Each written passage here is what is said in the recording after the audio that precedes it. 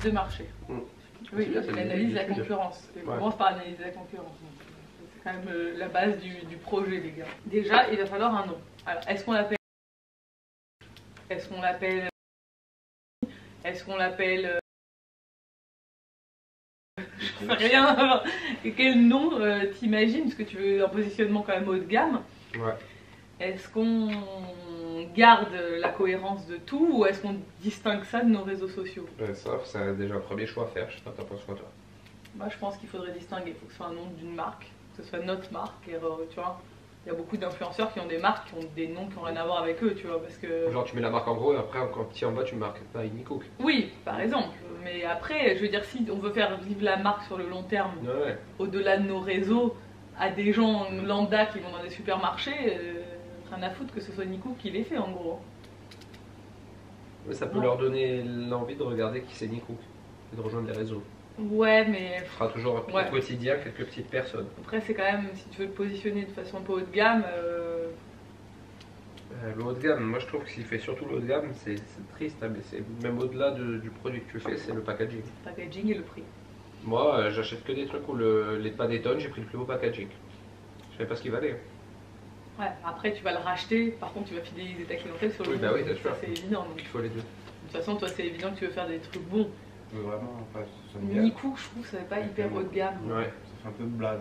Enfin, Ouais. pas blague. Bah, ça fait réseaux sociaux quoi, tu vois, ça fait... Ça fait un peu trop accrocheur. Je sais pas comment le dire. Mais... Ça fait trop moderne, enfin... Je sais pas. Ouais. Parce qu'après, il faut trouver un nom qui pourrait coller avec tout un tas de choses. Tout un tas de choses, exactement, parce que la gamme peut s'étendre à énormément de choses. Tu veux faire des tabliers, et, tu vois. Ouais. Tu veux pas l'appeler les cakes de Nico. Quoi. Non, ouais, c'est sûr. C'est ça, exactement. Ou Atelier Nicolas, tu peux l'appeler. Nicolas. C'est des boulangeries, Nicolas. Non, c'est vendeur d'alcool. Mais non, mais Atelier Nicolas, c'est nul. Après, on a le temps pour trouver le nom. Oui. Ouais. C'est une réflexion qui peut prendre vraiment du temps, on n'est pas là pour trouver de suite. Déjà, quelles valeurs sont importantes que tu aimerais que ta marque reflète? Haut de gamme, et produits, pas de compromis, peu de compromis sur la qualité des produits. Après, j'aimerais bien faire du... Est-ce que le fait que ce soit une entreprise familiale, c'est aussi quelque chose que tu veux mettre en avant dans Ça sera pas vraiment le cas vu qu'on va faire directement produire dans des usines, des trucs et tout. Non mais on va essayer de... Il n'y aura pas le côté familial où on a notre usine dans notre dépôt. Bah peut-être que si, un jour. Oui mais ce sera pas le cas au départ, donc faut pas se positionner, faut pas communiquer là-dessus. Moi je pense que familial dans le sens où on a monté l'entreprise en famille et que c'est... T'aimes faire de la cuisine familiale dans le sens où c'est adapté... Ouais mais ça va être déconnant par rapport à la vérité de la production. C'est pas comme par exemple la famille Albertine qui dit entreprise familiale où ils sont sur leur terrain avec leur vigne, ils produisent eux dans leur endroit. Ouais. Nous on va délocaliser, peut-être même sur le continent. Le but c'est de produire en Corse ou au pire en France. Oui mais voilà. Ça reste quand même du made in France. Ouais, mais je trouve que ça colle pas avec entreprise familiale. Nous sommes le 7 janvier. 7 janvier. Merci assistant Bib. On a eu un rendez-vous ultra intéressant. Bon, Nico n'est plus là parce qu'il est parti faire une sieste. J'adore. Ultra intéressant ce matin. Ça t'a plu? Ah ouais. C'était trop bien. C'est motivant, boostant, excitant, mais ça fait un peu peur quand même. Ouais, ça fait un peu peur. On est allé voir une personne, il y a plusieurs personnes comme ça qu'on connaît, on a la chance maintenant de connaître avec les années pas mal d'entrepreneurs et de personnes qui sont hyper inspirantes. Et on s'était dit, le jour où on voudra lancer notre projet, donc on ira voir cette personne pour lui demander des conseils parce que qui mieux placé que des gens qui travaillent dans l'entrepreneuriat, qui ont créé beaucoup de choses depuis énormément d'années et qui ont surtout très bien réussi. Et on est resté 3 heures, 2 heures et demie, 3 heures à discuter avec lui. Il nous a accueillis chez lui. Il y a des gens comme ça, tu te dis mais pourquoi ils sont gentils comme ça? C'est la vraie gentillesse, le vrai partage, la bienveillance, tout ça. Et ce monsieur, on vous en parlera sûrement plus tard parce que je sais pas s'il a envie qu'on parle de lui, j'en sais rien. Il nous a donné énormément de bons conseils et nous a surtout remis dans le droit chemin pour ce projet dans le droit chemin. On n'était pas dans le mauvais chemin, mais c'est vrai, il nous a dit faites ce que vous avez vraiment envie de faire. Nico il aime les bons produits, il faut faire des bons produits, il faut faire de la bonne qualité, il faut faire des bonnes choses. Et c'est hyper important de ne pas se laisser avoir par l'appât du gain, etc. Il faut faire les choses vraiment comme vous avez envie de les faire et tout. Donc ça c'était trop bien, enfin on a parlé de plein de choses entre autres, mais ça c'était trop bien. On ressort de là trop content et du coup on est motivé et on bosse là-dessus et on va avoir beaucoup de boulot. Mais c'est trop cool. Bon, on est rentré de notre rendez-vous avec cette fameuse personne que j'apprécie tant, qui nous a donné plein de conseils. Bon, il y a eu quand même un grand changement hein, de stratégie. Ça faisait, depuis le début, ça me contrariait cette histoire de faire produire nos produits. C'est une chose avec laquelle j'étais pas du tout d'accord. Alors évidemment, hein, ça a un coût bien moins important financier et en termes aussi de tout quoi, de construction et tout, parce que là on va devoir carrément construire un endroit dédié à ça. Mais en fait je voulais vraiment avoir la main mise sur la production de A à Z. Voilà, je voulais pas donner ma recette à quelqu'un pour qu'il nous la fasse, je voulais être là, la faire moi-même, éventuellement former des personnes pour les faire par la suite. Donc voilà, on a changé de stratégie, on va faire de l'autoproduction, ça va être lourd, ça va être complexe, mais c'est la meilleure façon d'avoir vraiment des produits de qualité et comme je les imagine. Lundi 24 janvier, on a bien avancé sur le dossier, là on a rendez-vous à la mairie avec Bib, tous les deux pour aller présenter un peu notre projet, parler du projet au maire, qui est le père de Bib, qui est au courant, mais aussi au secrétaire de mairie, mais c'est surtout pour faire un point un peu officiel, voir si on peut avoir des contacts pour essayer de trouver un local. On aimerait idéalement trouver un local sur la commune. On a vraiment pour volonté de s'installer dans le rural, mais il n'y a rien, donc il faut essayer de trouver, c'est toujours bouche à oreille hein, ici. Et aussi voir si on peut peut-être être accompagné par... on sait qu'il y a des aides en fait au niveau régional, au niveau départemental, enfin il y a des aides, il y a plein d'aides, enfin plein d'aides. Il y a des choses qui sont mises en place mais on voudrait avoir plus d'infos en fait et voir au niveau aussi de la mairie si... je sais pas si on peut être accompagné sur des trucs, s'ils peuvent nous aider à chercher nous donner des contacts et tout, voilà. Bref, on va parler de tout ça, donc ça va être cool. La gamme.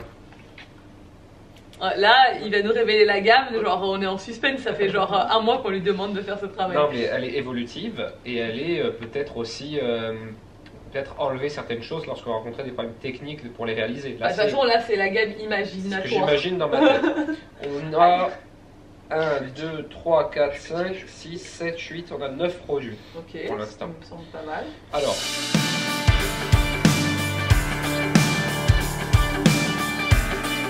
je pense que Gaëlle pourrait nous faire des beaux designs. Ouais. Mais il faut vraiment s'inspirer de ça. Et même l'étiquette simple au milieu du truc très graphique, moi j'aime bien. Ouais, c'est très beau.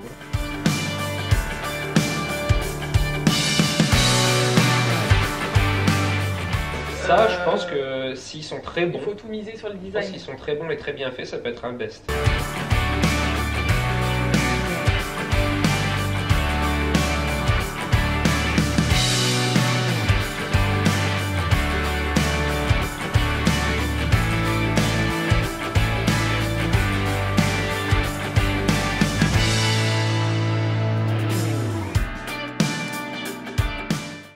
Bon, on se retrouve le Bib 28 janvier. Ça va être le fil rouge de cette vidéo. Bib qui nous donne des dates. Ouais, pas des heures. Qu'est-ce qu'on fait Bib actuellement? Rien. On a le droit de le dire. Oui, là c'est les backstage. Nous allons déposer la marque. Nous allons déposer la marque. La marque de notre nouveau projet.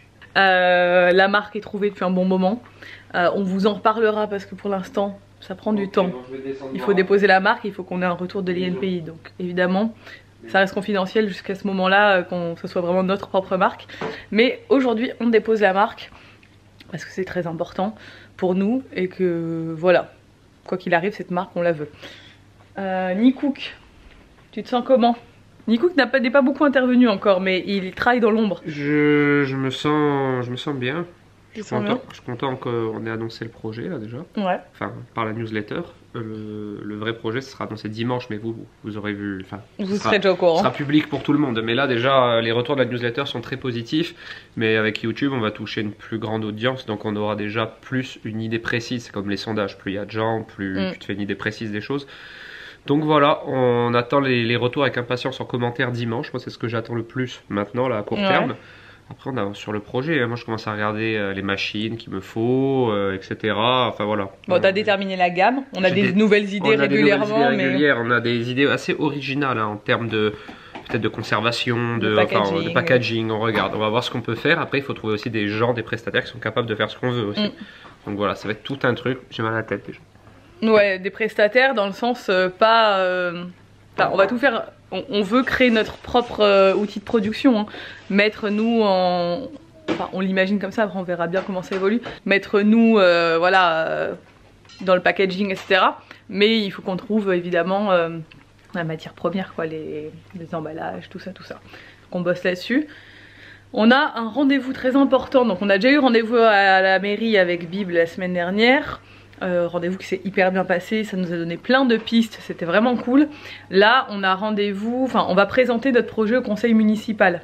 Donc le conseil municipal, il n'y a rien de très impressionnant pour nous dans le sens où Nico et Bib font partie du conseil municipal et que c'est que des gens qu'on connaît et qu'on apprécie qui sont au conseil municipal, donc ça va être cool de leur présenter notre projet.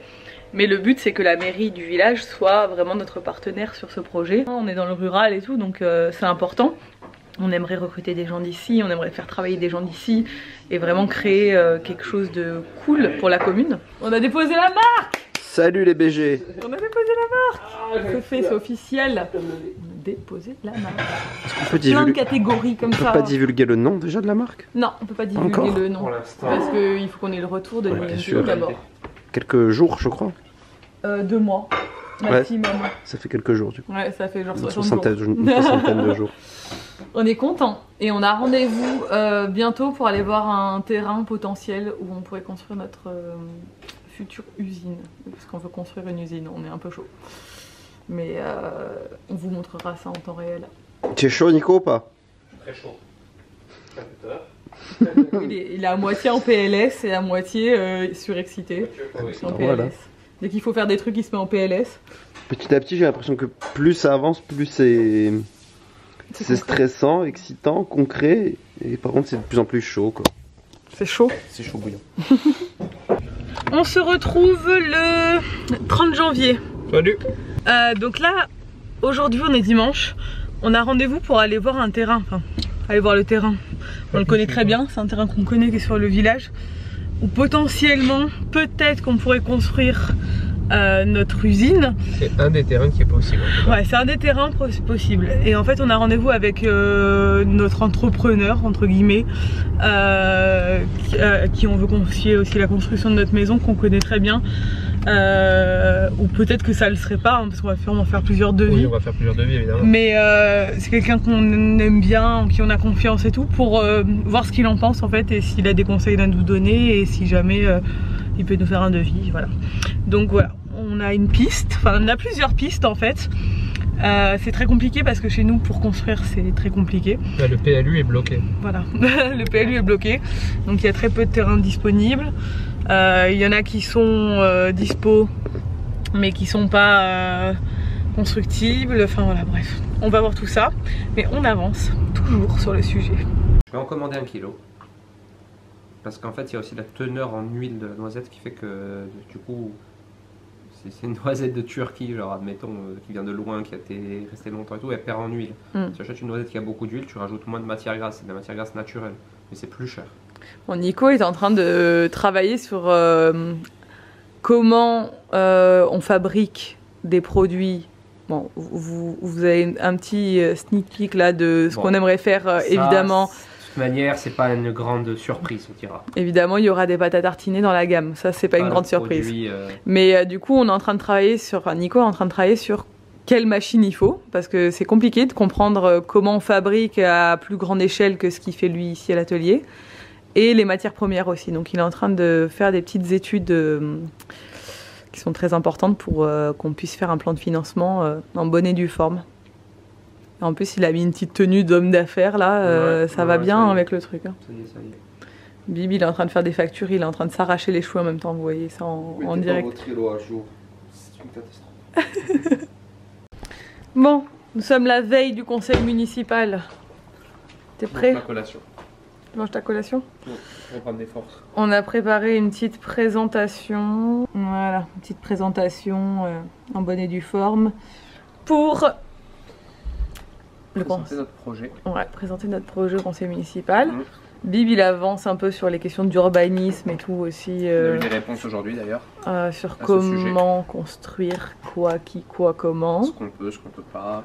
On a fait quoi aussi? On a eu un constructeur, on a vu 2 personnes pour le terrassement et constructeur pour le hangar. On s'est renseigné. Mais il leur faut plus d'éléments pour l'instant. D'ailleurs, c'est ce qu'on va faire. Ensuite, on aura recours à une architecte aussi. Ouais, peut-être. Peut-être. Et aussi, jeudi, on va avoir une usine de fabrication. Exactement, ça sera dans le prochain épisode de toute façon. Dans le prochain épisode, on monte à Bastia, voir une usine qui fait à peu près ce qu'on veut faire, enfin, en tout cas qui fabrique pour elle-même. Donc c'est ça qui nous intéresse, c'est de voir le matériel qu'il faut pour fabriquer soi-même.